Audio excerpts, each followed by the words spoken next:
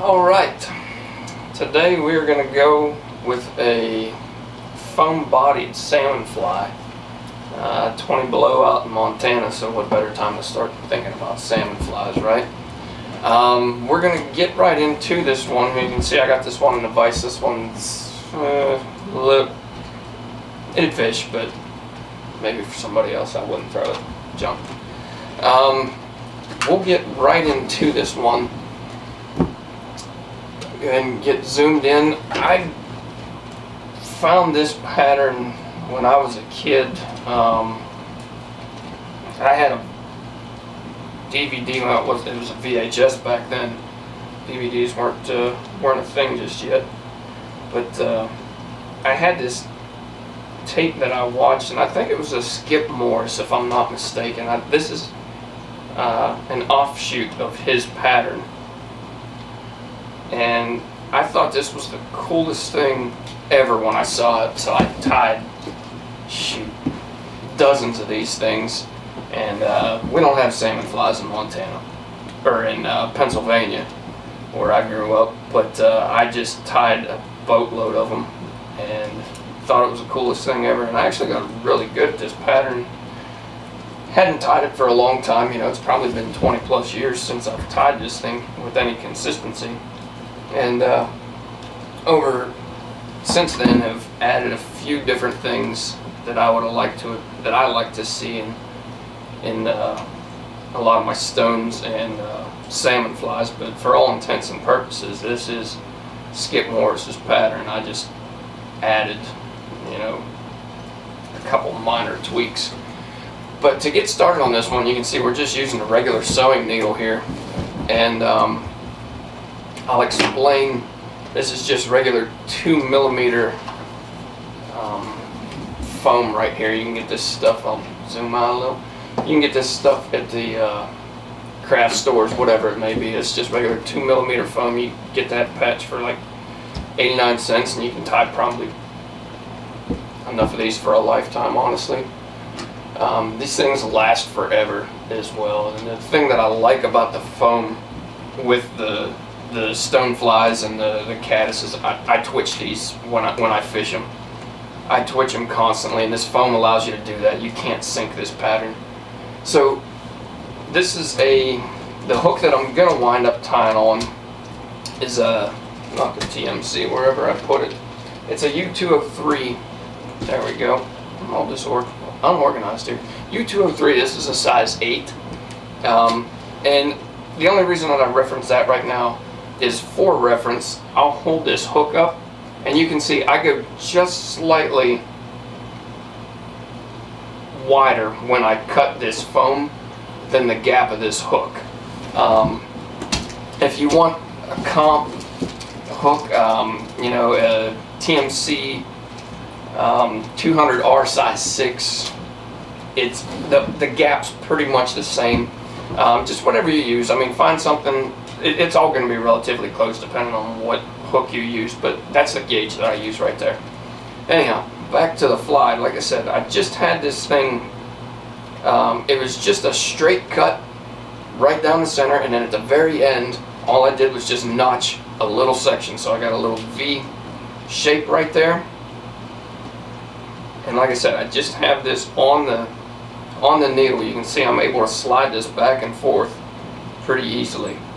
So I just get, you know, 3 or 4 good wraps on there, and now I pick this foam up and I advance 2 to 3 wraps underneath just on the needle. You bring this back around. Oh, this thing will want to slide on you here a little bit, so make sure that you keep a pretty good grip on this. I'm not as proficient as with this pattern as I used to be, but we'll stumble through it, and hopefully you'll get the gist of it. Be able to tie it better than I am now. So same thing, 3 to 4 wraps, and you can see we're starting to make that little segmentation right there. I'll actually zoom in just a little bit more. I'm a little far out there. So we're starting to build this segmentation, and what we're going to do is just make these segments getting progressively longer with each one I mean, nothing drastic. I mean, you're obviously not going to have one that, you know, 1/4 of an inch and then jump up to 3/4. I mean, we're just slightly, you can see how we're going right along this, just slightly longer on each segment. Get another good couple of wraps on there. I like the brown thread just showing through a little bit, and then we're going to go underneath, back over top of this.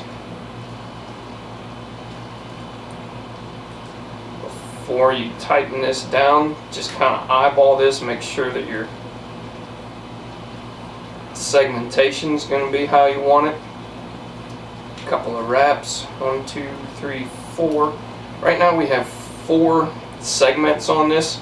I want to take this up to between 5 and 7 is typically what I like to do with these. So we'll just work our way forward a little bit more. Same thing, we're just going to repeat this process the whole way through.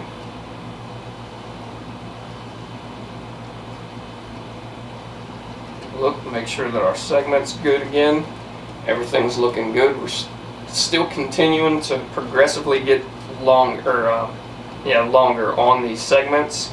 We got 1, 2, 3, 4, 5. I'm going to add one more in here, and then we're going to call it good on this needle. Same thing, lift up the foam, advance forward. Just kind of hold this down, 1, 2, just to where your brown thread starts coming through. Everything's looking pretty good right there. And now what I'm going to do on this, you can see, this is this section that the fish will be seeing. We're going to flip this around, and I'll explain that all here in a little bit. But that's the portion that the fish is going to be seeing, and this is what we have on the top side, what that'll wind up being. Our wing's going to cover all that, the CDC and everything that we throw on there, so you're not really going to see that at all. What you're going to see is this nice rounded edges, these nice rounded edges on the underside. So go ahead and just get a quick whip finish in here. Doesn't have to be perfect. And then we're going to trim our thread. Before I go any further on this, what I want to do is just touch this with a little bit of zap. So I'm going to come on the wing side here and just barely touch my thread with this zap. Now don't let it sit too long here. I mean, as soon as you touch that stuff, start pushing it forward, because, well, that zap's a good glue for a reason. It will stick to that needle. So there you go. There's the segmentation that we're looking for. This is the extended body portion of the foam. Now you're just going to set that to the side. Now we're going to throw our hook in the vise.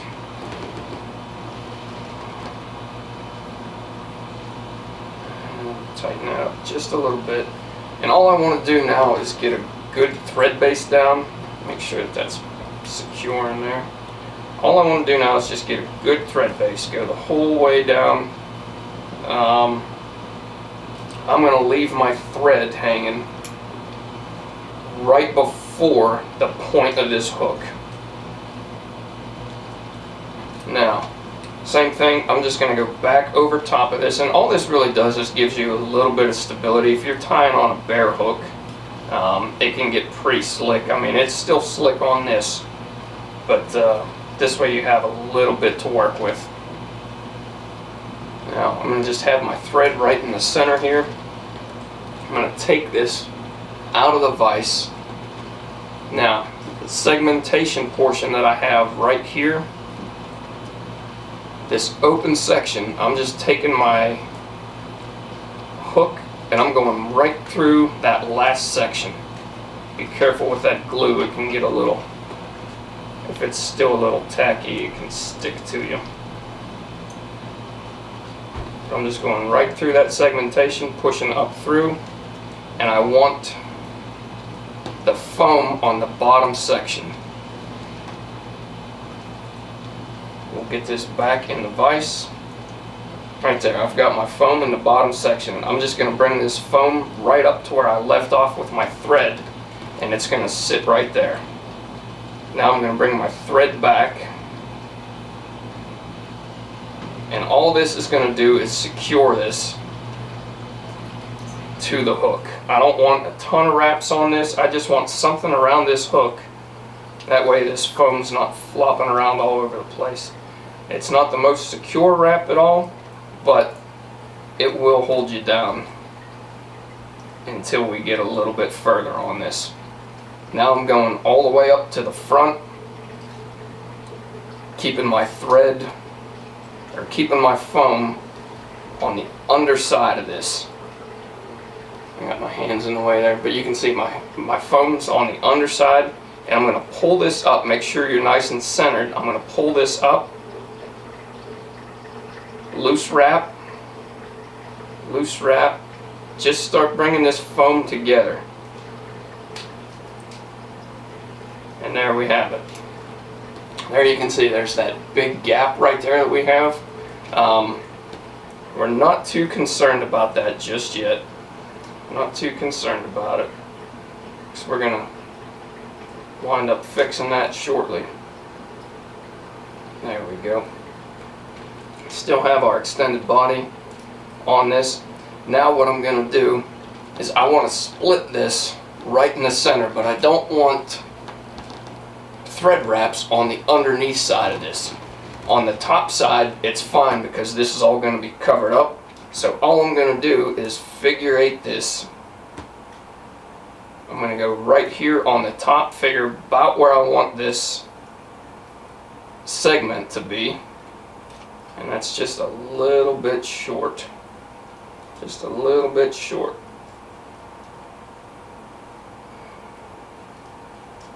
There we go.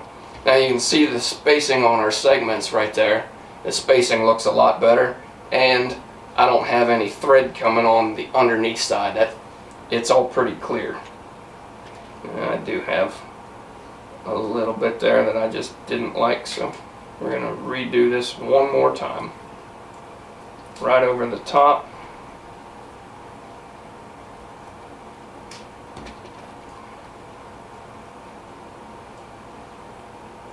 There we go. That's better. Now, there we go. We're clear on the underneath side. I just had one thread there that could have caught a tooth or something, and just I wasn't going to be happy with it. So now all I'm going to do is continue this X pattern right through here just to secure this foam in place. Probably going to get about, I don't know, 4 to 5 X's on, or 4 to 5 wraps on this X on each side. And you can see that's nice and secure right there. Everything's pretty clean. We have a little bit of thread right there that I'm not too happy with, but that's going to wind up getting covered up when we flip this back around. So everything should be good. I'm going to bring this to where it's not flipping too awful much there. We'll work with that a little bit. If I have to, I can trim some of that and lay that tail down some. The next thing that I want to do on this is I want to take some CDC. If you've watched any of my caddis videos, whether it's the Squala or the Granum, I love using CDC on these underwings. It just kind of cuts the tone down a little bit, and it just kind of fills things out a little. I just really like the way that it looks. As a matter of fact, I'm gonna put a little slit right there. There we go. I just put a little slit on the back side of that foam, that way it lays down for me a little bit better. I didn't like how it was sitting, so I just opened that up a little. Now things will lay a little bit more flat for me. So I'm going to take this CDC, and it's going to go the majority of the way back. I would say probably to the second or third to last segment. And I'm just going to throw this in here.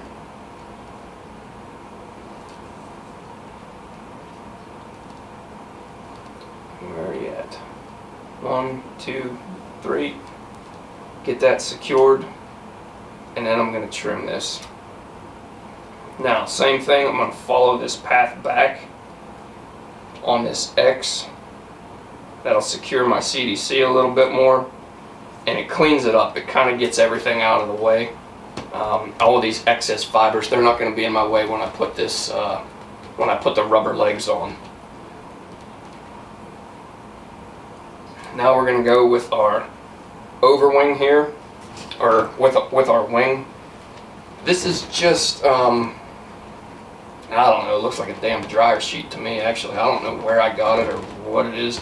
I usually like using the packing foam that you'll see with like the ESD stuff. It's really thin, it's like a millimeter thick. I wouldn't go any more than a millimeter, quite honestly. I used this stuff before, this sheet foam, 1/8 of an inch. It's too big. This is really nice here. I mean, it has a nice sheen to it. I like the way that it looks, but like I said, I like that ESD packing foam stuff a lot better. It's just a little bit cleaner. It's a little bit easier to work with too. But we'll make do with what we have.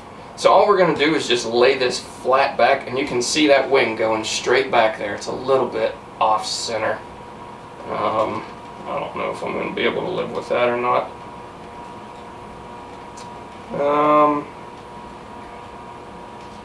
Let me see here. Yeah, I think I'll just let it go. I go getting too picky, and it'll wind up being midnight till I finish this pattern. So now, next thing I'm going to do is right in front of this eye, I'm just going to put a couple of pinholes in here, and that's going to make this easier to feed through.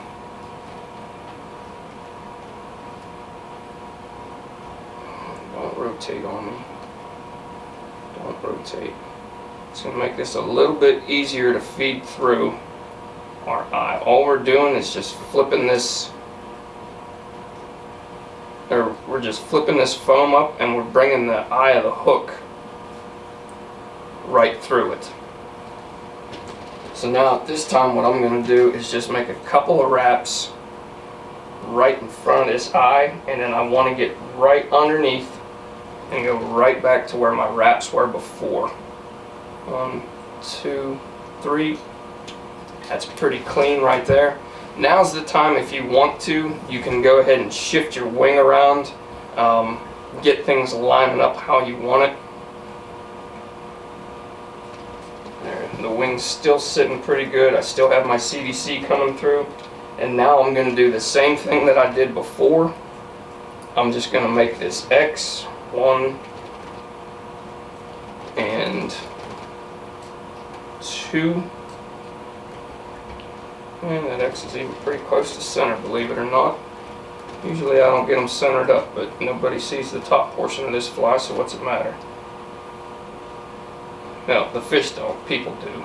They're pickier than the fish half the time. People look at it, your X ain't centered, that looks like hell.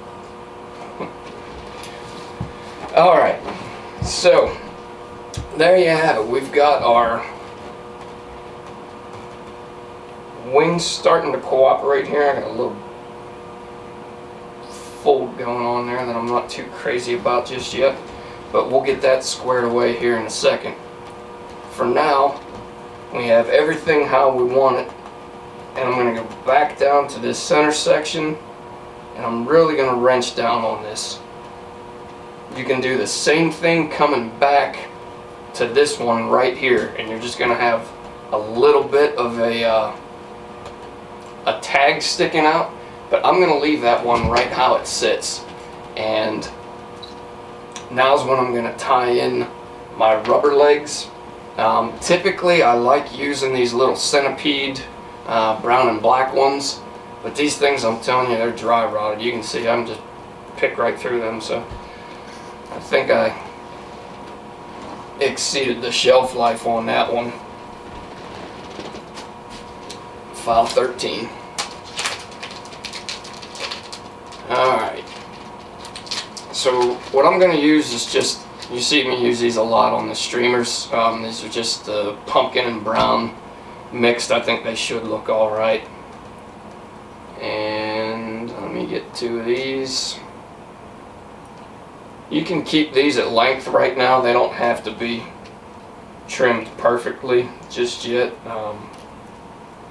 All I'm going to do is get rid of those. I'm just going to make a wrap right on top here with these legs. I'm going to go 1, 2. I'm going to move this down to the side. Same thing, down to the side. And you're just going to be going right between, this other side has a better look actually. You're going right between those 2 pieces of foam. That's where your legs are going to be sitting. And then I'm going to bring this right up to the head. I'm going to tie this in. Same thing on this side. I'm going to bring this rubber leg and I'm going to tie this one in. As long as I don't capture too much, don't make too much of a mess out of this.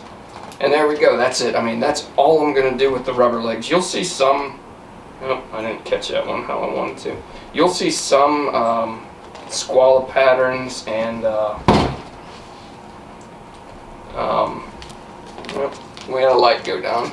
You'll see some squalla patterns and stoneflies and everything. They've got legs just flying around everywhere. It's ridiculous. I like just 1 set of legs, you know, well, 2 actually, 1 in the front, 1 in the back, and that's about all that I'll use. Now I'm just going to come right up to the eye of the hook on this one. I'm going to whip finish this. Go 1, 2, 3.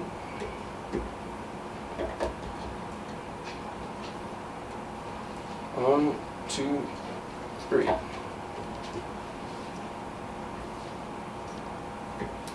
We'll trim that off. That wing's just flying around all over the place. It's not really all that sturdy. It isn't. I mean, it's a pretty flimsy piece. Like I said, if you go getting that packing stuff, it'll make things a lot easier for you, and it'll actually sit a lot better. What I'll do beforehand, or before I take the picture and everything, or before I would fish it, I'd probably just tack a little bit of glue on there or something, just to hold it down slightly. Let's see here. We're going to take those legs. I'm going to cut those a little bit short. I want these front ones shorter. The back one's a little bit longer. Those are a little bit excessive, honestly. We'll get those good, and we'll just take 1 more trim on this.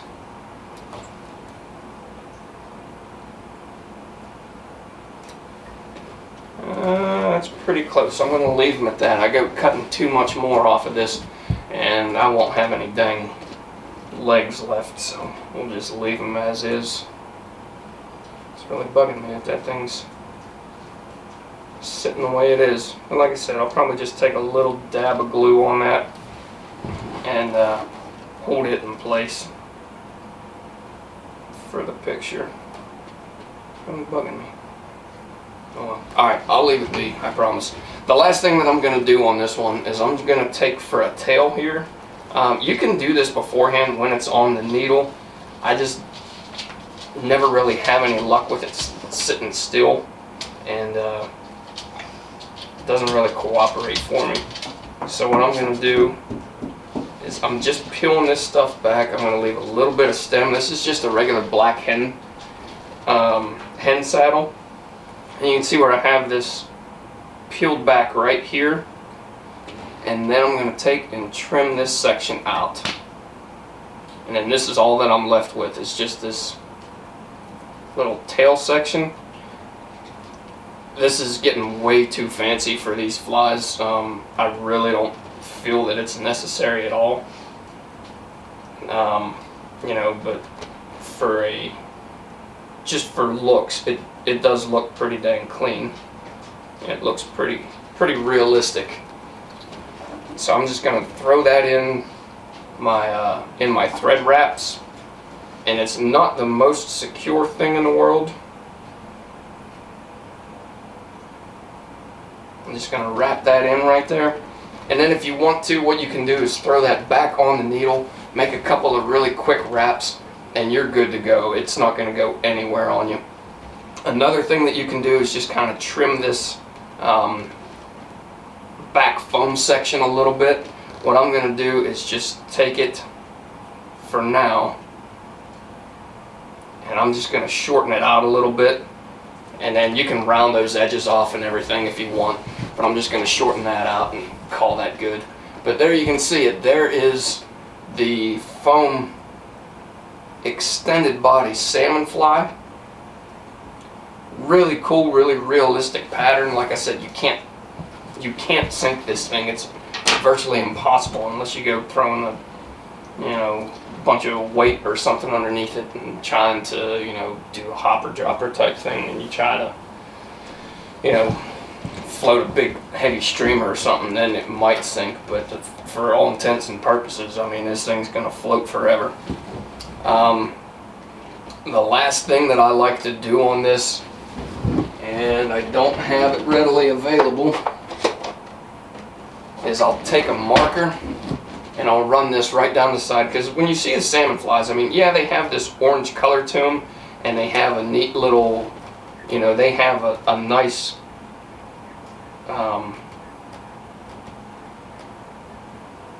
bright body, but it's pretty much just right down the center of the actual body. What I do is I just take this marker and I touch up the sides, kind of just leave a section underneath as the orange or salmon color or whatever it is. Just kind of tone this down a little bit, and then you can do the same thing with the wing, just toning that down overall. So like I said, I'm just going to touch this real quick with the marker, and you'll get the gist of what I'm after here. I'll quit rambling on and making you watch me tie this pattern even further. But there you go. I mean, it just kind of cuts down on the overall orange on this. And I'll take this out of the vise so you can see it. I know the vise is in the way right now, but there you go. And that's even too much right there. What I would normally do is come right down this center section and just leave like a little bit of a stripe.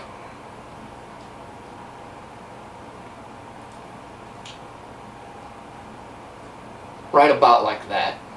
There we go. That way you have just, get in the dang frame. That way you have just that little bit. And then if you want to carry a marker with you, I mean, if you're fishing this thing and you're just like, man, I'm not getting the reaction that I feel I should, tone it down even more. Sometimes that's a key right there, is just getting these things to the right shade that they're looking for, and then you're into the fish. But there it is. That is the foam-bodied Salmonfly. If you guys have any questions or comments, I'm going to tone that wing down a little bit, and I'm going to get it to sit how I want before I take the picture on this one. But if you guys have any questions or comments on this one, as always, leave them with me and I'll get back to you. But thanks again for watching, and we'll catch you on the next fly.